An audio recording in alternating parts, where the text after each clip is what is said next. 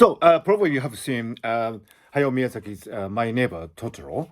And in that, it is the really beautiful description of satoyama is given, and satoyama is a really uniquely Japanese way to establish a nagomi between nature and human activities, and it is, I think, one of the best kept secret of Japanese culture, satoyama.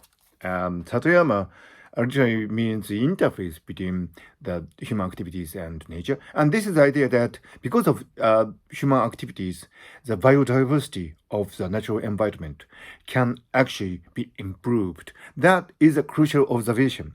When you go to the rural areas in Japan, because of long years of human activities in terms of cultivating crops and keeping the rice fields and so on, the number of species that can inhabit in a particular environment has actually increased over years. And that is the beauty of Satoyama. The Western idea might be that nature is pristine and it's primordial, and human activities would only destroy the really pure environment that arrived because of the natural history of the planet Earth.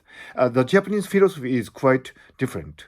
The Japanese people talk about teire. Teire is a really wonderful Japanese concept of keeping maintenance of something. And, teire is behind the philosophy of bonsai, for example.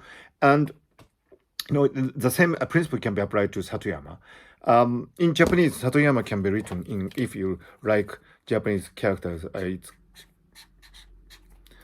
satoyama for you. And, this is a really beautiful idea of how to keep a nagomi, harmony between human activities and nature. So it has a lot to do with the sustainability, and it is a lot to do with the preservation of natural habitat without, restricting necessarily human activities. So this is a philosophy that you really need to study, the philosophy of Satoyama, in order to bring 21st century into nagomi between human activities and nature.